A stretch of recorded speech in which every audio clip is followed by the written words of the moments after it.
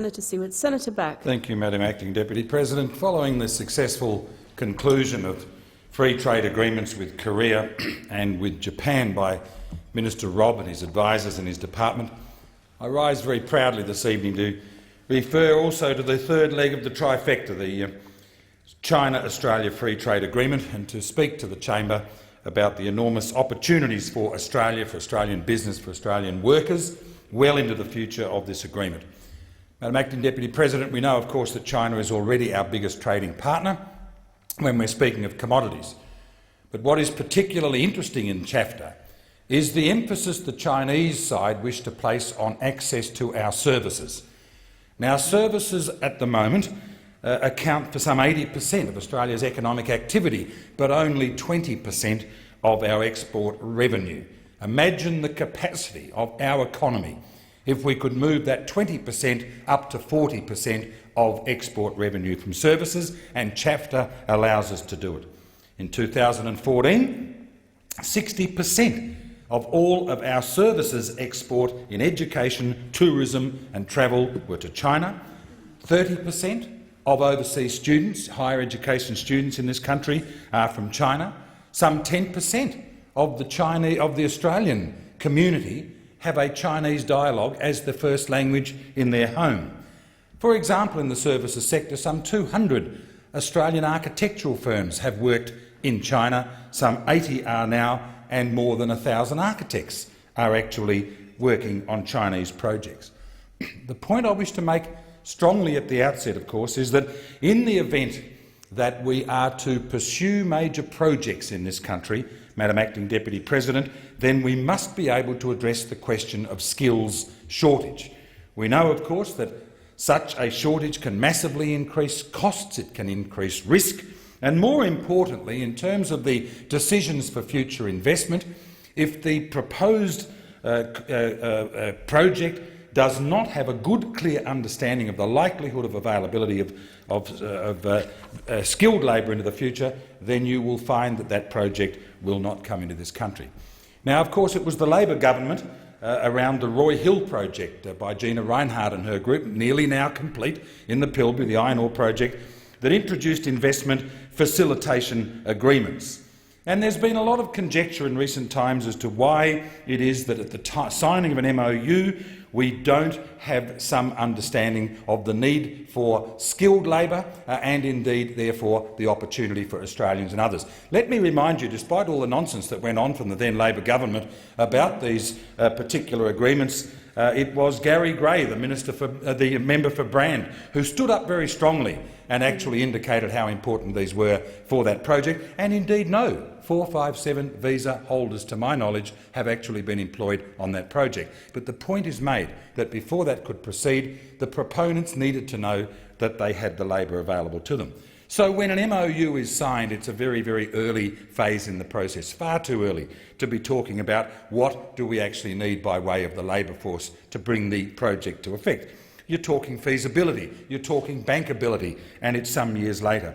But the important point I wish to leave the chamber is this, that before you get to the final stage of actually proceeding with a project, then in the event that you are contemplating bringing overseas labour into the country, labour market testing must be undertaken before you can bring 457 visa holders in. So in other words, you need to eliminate the risk of not having sufficient skills available to you before starting a project. Now, of course, our Labor opponents absolutely love 457 visas, Madam Acting Deputy President, and I, for one, during this contribution this evening, will be asking the Labor Party, through the leader, Senator Wong, what is the position of the opposition to ChAFTA, to the China-Australia Free Trade Agreement.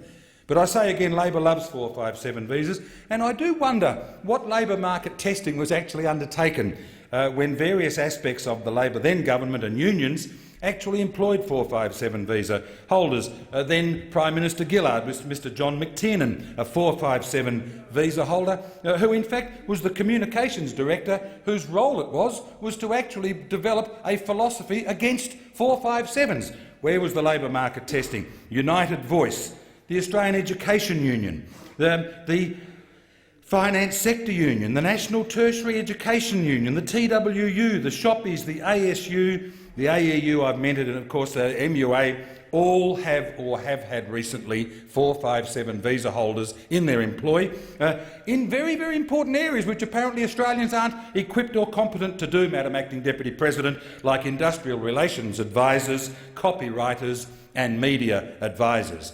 So I'm saying to you that in the context of ChAFTA, where the criticisms have come from others that there will not be labour market testing, there will be labour market testing. And Minister Robb made a very interesting point the other day, Madam Acting Deputy President, when he said that when ChAFTA comes into existence, there will not be the need to change one letter of one word of industrial relations legislation as it exists in this country. But of course 457s under the coalition have declined.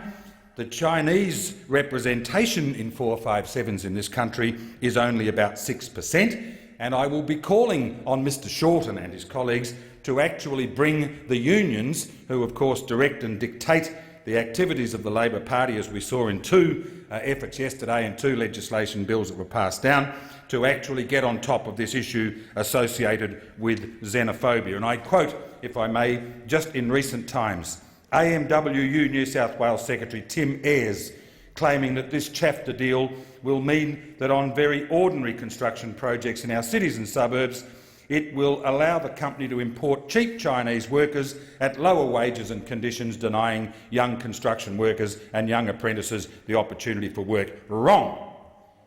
CFMEU National Secretary Michael O'Connor, the brother of Brendan O'Connor, you'd think he'd know better, even more blunt when he said the union opposition was about stopping, and I quote, greedy bastards trying to steal Australian jobs. Is that what happened at Roy Hill? A $2 billion project that's about to massively increase Australia's net wealth and income from taxation and other purposes? No. Queensland Labor Trade Minister Jackie Trad complaining about supposedly unskilled Chinese tradespeople being eligible for 457 visas, despite the fact they'll still need to go through skills testing and obtain state-based accreditation from our own government.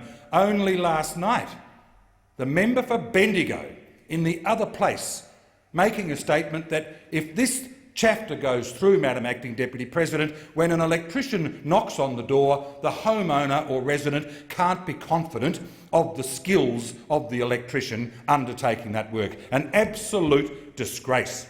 ACTU President Jed Carney stated that workers from China can come under temporary work visas. Any category won't be subject to labour market testing, can bring in labour from China with low levels of English with lower skills. Let me make these points again. The companies will have to participate in labour market testing before they bring them in. Secondly, must be employed under Australian terms, conditions and pay. And thirdly, must undergo skills assessment before working in Australia. It is time that we stopped these ridiculous myths, and I say it is up to Mr Shorten, it is up to Senator Wong in this place to bring the unions under control in this particular circumstance. Who, Madam Acting Deputy President, is supporting ChAFTA? For example, luminaries such as Mr Martin Ferguson, Simon Crean, Peter Beattie, a Queensland Premier, John Brumby, a Victorian Premier, Bob Carr, a New South Wales Labor Premier and Minister for Foreign Affairs, Daniel Andrews, the current Premier of Victoria, all strongly supporting. Let me make this point very, very strongly also, if I may, Madam Acting Deputy President. It has been estimated within the agriculture sector alone, if we do not sign this agreement by December this year, the agriculture sector on its own will lose some $300 million. Why? Because if it's signed by December, we get the first lot of tariff reductions, and a few days later in January, we get the second lot of tariff reductions. That's what happened with this Korea free trade agreement in December of last year and January of this year. So I finish then, if I may, just with the comments of President Xi when he made this observation that when small rivers are filled, big rivers also fill, that it is only through a win-win cooperation can we make big and sustainable achievements that are beneficial to all, the old mindset of zero-sum game should give way to a new approach of win-win and all-win cooperation.